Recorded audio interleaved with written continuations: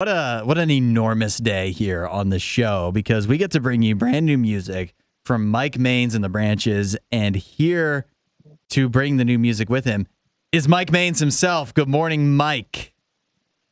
Good morning. Good morning. It's good to see you and hear you. You can watch along on the RadioU RIOT Facebook page and a YouTube channel. Mike, first question. Where are you talking to us from? I am talking to us from my living room here in Nashville, Tennessee. Nashville. Is that in or a part of, I don't know how the studios you just built, how does that play into it? How far away are you from those studios? So the studio is in the garage. We built that there, and I plan to do the interview in there, and I have it torn apart right now because I'm in the middle of an upgrade for a recording session I have this weekend. Nice. It never ends. Yeah. The work on the new studio never ends. So what of the new studio do you think you're the most proud of? Like, what's the part that when you finished it, you were like, this is pretty sick. I like this. This is a good thing. The vocal booth. So I've got a vocal booth as well as an upright piano, and that is a sacred space for me. I can go in and shut the door and kind of forget the world for a while and just write songs, which is what I will be doing after our interview today. So I really, really love that. And the design behind the studio was Shannon said that she wanted it to feel like you're hanging out at your grandma's couch on a Sunday. So just really trying to keep it peaceful for when I'm writing, as well as when I'm writing with other artists as well. Nice and comfortable. Sounds good. My grandmother called it, I don't know if this is relevant at all, she called it a Chesterfield, not a couch. I don't know how that propels things forward, but I thought it was important to add. There you go. Mike, I want to know, do people come up to you? Do people say this to you a lot, that you're a pretty fashionable guy? Yes, but it feels awkward. It feels awkward to admit. Like, yeah, they do, but like I don't want to say that they do. Yeah, I don't think of myself as fashionable. I just wear the clothes that my wife Shannon buys me. So that's what I was wondering. She's fashionable. If I look cool, it's her fault. Yeah, we were talking about on the show just a couple of days ago of some of our more fashionable artists on the station, and your name came up. It did. And so that should be a good tell for you that you are regarded as one of the more fashionable people that we have here on the station. And Hudson and I were talking about different things that we want to wear, and we were like, you know who would wear that? Like Mike Maines. Like that's something that he would wear, like, because he knows fashion. Man, well, I appreciate it. I do realize I am wearing a beanie, and it is June. And I saw, gosh, this was a couple of months ago on did you all see the Jimmy Fallon skit where it was like the itsy bitsy teeny weeny beanie or something? I can't remember. Yeah. I was like, oh no, they have me pegged. Yeah. I mean, I think it is valuable to know, though, for me, that your wife is behind so much of your fashion sense, because a lot of my fashion is bucking exactly what my wife says and doing the opposite. When she says no, I say yes. And so maybe I need to listen to her more. I'd probably look a whole lot better. Yeah. Make it better. It's worked for you, apparently. Mike, you guys are also getting ready to go on tour here pretty soon. And I was looking at some of the places that you guys are heading out starting like August 11th or so.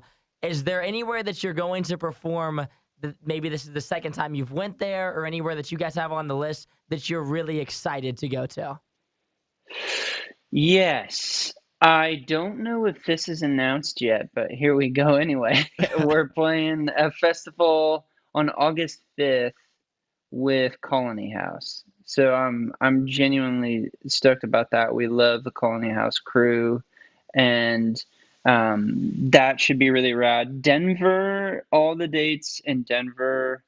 We're doing one. It's a private event, and then we're playing, I think it's called the Marquee Theater in Denver. And Denver means a lot to me. It's where I was born, and I took a pretty big hiatus last year to work on my mental health and spent about 3 months in Denver. So Denver continues to be a place of warmth and comfort and restoration. And so I'm really looking forward to being back in the Rockies.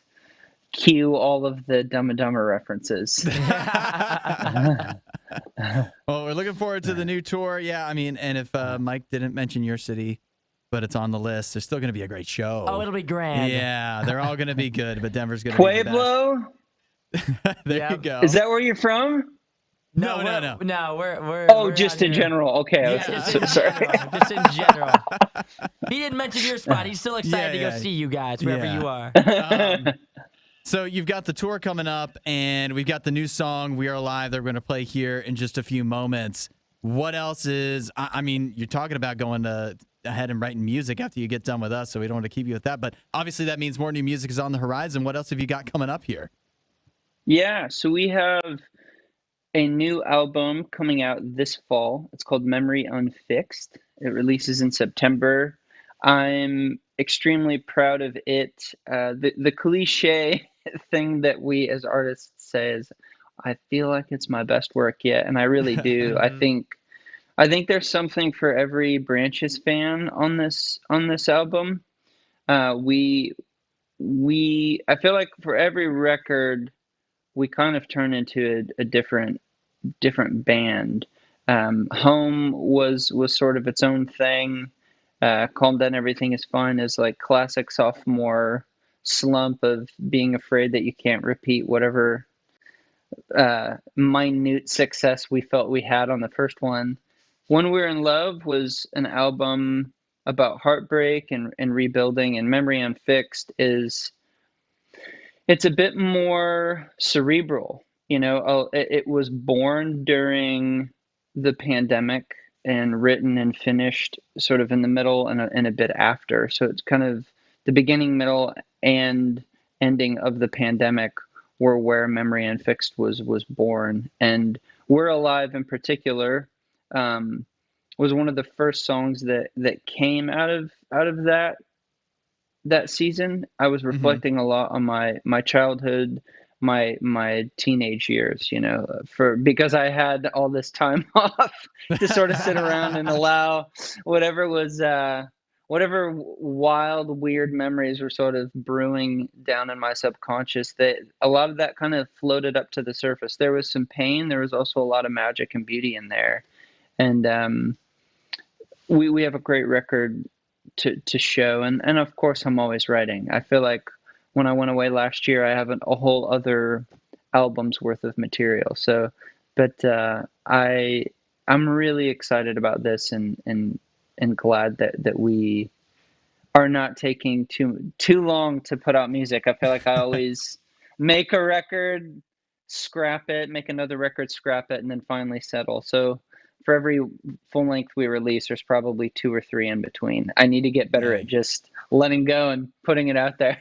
Just sending it out. Yeah, I think a lot of people would appreciate that. Well, I'll tell you what, Mike, we're enjoying We Are Alive, already hearing it a few times here in the station. We're loving it, and we're real fired up for the new album and the tour and everything you got going on. So we're really excited, man. Thanks for taking some time with us. Thank you guys so much. I really appreciate it. It's an honor. If you like that video, there's a ton more. Go check out our past